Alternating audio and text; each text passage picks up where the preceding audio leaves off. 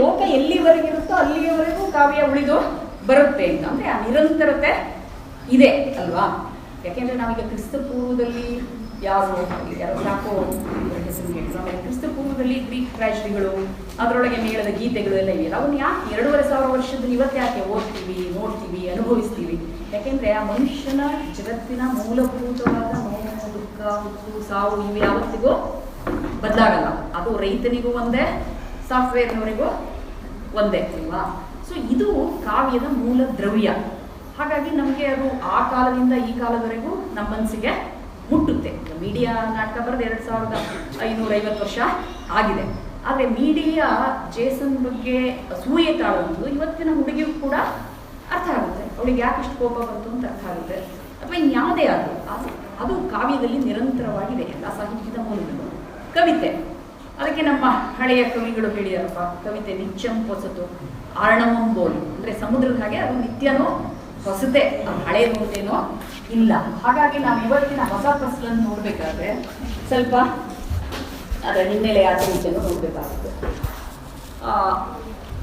ಹೀಗೆ ನಿತ್ಯವೂ ಹೊಸದಾಗಿರುವಂತಹ ಈ ಕಾವ್ಯ ಹೇಗೆ ಹುಟ್ಟುತ್ತೆ? ನೀವಾಗ ಕೆಲವು ವಿಚಾರಗಳನ್ನು ಹೇಳಿದ್ರಿ, ಭಾಷೆ ಮತ್ತು ಬೇರೆ ಬೇರೆ ಇದೆಲ್ಲ ಬೇಕು ಅಂತ. ಅಮೃತ ಪ್ರೀತಮ್ ಮತ್ತು ಕಮಲಾದಾಸ್ ಇಬ್ಬರೂ ಕೂಡ ಇದನ್ನು ಹೇಳಿದ್ದಾರೆ. ಏನು ಅಂದರೆ, ಸರಿಯಾಗಿ ಜೀವನದಲ್ಲಿ ನೋವು ತಿನ್ನುವಂಥ ಒಂದು ಪೆಟ್ಟು ಬಿದ್ದರೆ ಅವಾಗ ತನ್ನಷ್ಟಕ್ಕೆ ಕಾವ್ಯ ಬರುತ್ತೆ. ಅಂದರೆ ತೀವ್ರವಾದ ಸಂವೇದನೆ ಇರಬೇಕು. ಇದೇ ಇದೆಯಲ್ಲ ನಮ್ಮ ರಾಮಾಯಣದಲ್ಲೇ ಮಾನಿಷಾದ ಅಲ್ವಾ, ಆ ಕ್ರೌಂಚ ಪಕ್ಷಿಗಳ ನೋವನ್ನು ನೋಡಿದಾಗ ಅವನ ಬಾಯಲ್ಲಿ ಹೇಗೆ ಕಾವ್ಯ ಹೊರಟೋ, ನಾವು ನಮ್ಮ ವೈಯಕ್ತಿಕ ಬದುಕಿನ ನಿರಾಶೆ, ನೋವು, ದುಃಖ ತೀವ್ರವಾದಾಗ ನಾವೇನೋ ಬರೆಯೋದಕ್ಕೆ ಹೊರಡ್ತೀವಿ. ಸುಖವಾಗಿ ನೆಮ್ಮದಿಯಾಗಿದ್ದರೆ ಆ ಬೀರಲ್ಲಿ 500 ರೇಷ್ಮೆ ಸೀರೆ ಇಟ್ಕೊಂಡು 50 ಲಕ್ಷ ರೂಪಾಯಿ ಕಾರಾಗ ಹೋಗ್ತಾ ಇದ್ರೆ ಅವಾಗ ಕಾವ್ಯ ಹೊರಡಲ್ಲ. ಸೊ ಆದರೆ ಅದೆಲ್ಲ ಇದ್ದು ಕೂಡ ಯಾರಿಗೆ ನೆಮ್ಮದಿ ಇರಲ್ವೋ, ದುಃಖ ಇರುತ್ತೋ, ನೋವಿರುತ್ತೋ, ಅವಾಗ ಕಾವ್ಯ, ಕಲೆ, ಸಂಗೀತ ಎಲ್ಲ ಬೇಕಾಗುತ್ತೆ ಅಲ್ವಾ. ಅಂದರೆ ಭಾವನಾತ್ಮಕವಾದ ಒಂದು ತೀವ್ರವಾದ ಸಂವೇದನೆ ಕಾವ್ಯದ ಮೂಲ. ಭಾಷೆ ಕಂಡುಕೊಳ್ಳುತ್ತೆ. ಯಾವಾಗ ನಿಮಗೆ ಸಂವೇದನೆ ತೀವ್ರವಾಗಿರುತ್ತೋ ಅವಾಗ ಕಾವ್ಯದ ಭಾಷೆ ತಾನಾಗೆ ಬರುತ್ತೆ. ನಾವು ಹುಡುಕ್ತಾ ಹೋಗಬೇಕಾಗಿಲ್ಲ. ಹುಡುಕ್ತಾ ಹೋಗಿ ನೀವು ಪದಗಳನ್ನೆಲ್ಲ ಕಟ್ತಾ ಹೋದರೆ ಅವಾಗ ಅದೆಲ್ಲೋ ಸ್ವಲ್ಪ ಕೃತಕ ಆಗ್ಬೋದು. ಅನಂತಮೂರ್ತಿ ಒಂದು ಕಡೆ ಹೇಳಿದಾರಲ್ಲಪ್ಪ, ಪದ ಕವಿತೆ ಪದವಿಲ್ಲದಂತಿರಬೇಕು ಪದ್ಯ ಅಲ್ವಾ. ಅಂದರೆ ಪದಗಳೇ ವಿಜೃಂಭಿಸಬಾರ್ದು ಅನ್ನೋ ಅನುಭವ, ಸಂವೇದನೆ ಮುಖ್ಯ. ಅಲ್ಲಿ ಒಬ್ಬಳು ಸ್ಟೂಡೆಂಟ್ ಆಗ ಹೇಳಿದ್ರಲ್ಲ, ಏನು ಮೇಷ್ಟ್ರುಗಳು ಅದೇನೋ ಒಂಚೂರು ಹೇಳಿ ಹೋಗ್ಬಿಡ್ತಿದ್ರು, ನಮಗೆ ಅರ್ಥ ಆಗ್ತಿರಲಿಲ್ಲ.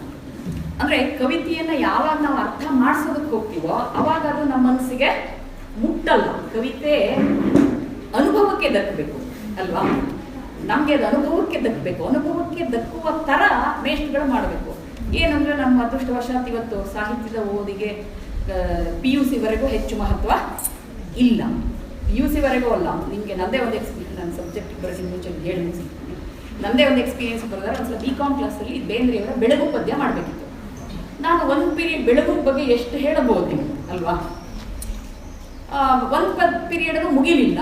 ಆಮೇಲೆ ಇನ್ನೊಂದು ಕ್ಲಾಸಲ್ಲೂ ಅದನ್ನು ಮುಗಿಸಿದೆ. ಒಬ್ಬ ಹುಡುಗನಿಗೆ ಏನೋ ಕಾರಣಕ್ಕೆ ಬೈದಾಗ ಅವನು, ಯಾಕೆಂದ್ರೆ ಸಾಮಾನ್ಯವಾಗಿ ಕಾಮರ್ಸ್ ಸ್ಟೂಡೆಂಟ್ಸ್ಗೆ ಸಾಹಿತ್ಯದಲ್ಲಿ ಆಸಕ್ತಿ ಇರೋ ಸಂಖ್ಯೆ ಕಡಿಮೆ ಇರ್ತಾರೆ, ಕಡಿಮೆ. ಅವ್ರ ಮೇಷ್ಟ್ರುಗಳು ಅಷ್ಟೇ. ಅವರು ನಮ್ಮ ಯೂನಿವರ್ಸಿಟಿಲಿ ಇಂಗ್ಲೀಷ್ ಕನ್ನಡ ಬೇಡ, ಲ್ಯಾಂಗ್ವೇಜಸ್ಸೇ ಬೇಡ ಅಂತ ಒಂದು ಥರ ಒಂದ್ಸಲ ಮಂಡಿಸಿದ್ರು. ವಿಧೋಯ್ತು ಕಾಮರ್ಸ್ ಸ್ಟೂಡೆಂಟ್ಸ್. ಅವನು ನಾನು ಬೈದೆ ಅಂತ ಹೋಗಿ ಅವನ ಒಬ್ಬರು ಅಧ್ಯಾಪಕರು ಹೇಳಿದಾಗ ಅವ್ರದ್ದೊಂದು ತಕರಾರು ಏನು ಅಂದರೆ, ಮೇಡಮು ಒಂದು ಇಷ್ಟುದ್ದ ಪದ್ಯನ ಇಷ್ಟುದ್ದ ಮಾಡಿ ಹೇಳ್ತಾ ಇರುತ್ತೆ, ಇವನು ಅಷ್ಟೊತ್ತು ಸುಮ್ಮನೆ ಕೂರಕ್ಕೆ ಹೆಂಗಾಗುತ್ತೆ ಅಂದರೆ ಈಗ ಅವ್ರು ಹೇಳಿದ್ರಲ್ಲ, ಅದಕ್ಕೆ ತದ್ವಿರುದ್ಧ ಇದು. ಅಂದರೆ ನಾವು ಕೇಳುವ ಕಿವಿ ಮತ್ತು ಅನುಭವಿಸುವ ಮನಸ್ಸು ನಮಗಿದ್ದಾಗ ಮಾತ್ರ ಕಾವ್ಯ ನಮಗೆ ದಕ್ಕುತ್ತೆ.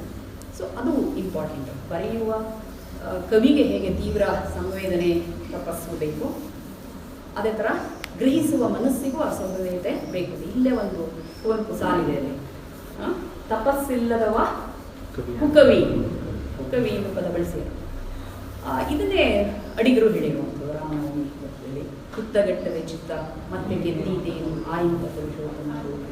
ಅಂದರೆ ಈ ಮನಸ್ಸು ಹುತ್ತಗಟ್ಟುವಂದರೆ ಧ್ಯಾನ, ಅದನ್ನೇ ನೀವು ಕುರಿತು ಪರಿಭಾವಿಸುವಂಥದ್ದು, ಧ್ಯಾನಿಸುವಂಥದ್ದು, ಇವೆಲ್ಲವೂ ನಮಗೆ ಇದ್ದಾಗ ಕಲೆ ಸಾಹಿತ್ಯ ಕಾವ್ಯ ಅಂತ ಬರುತ್ತೆ.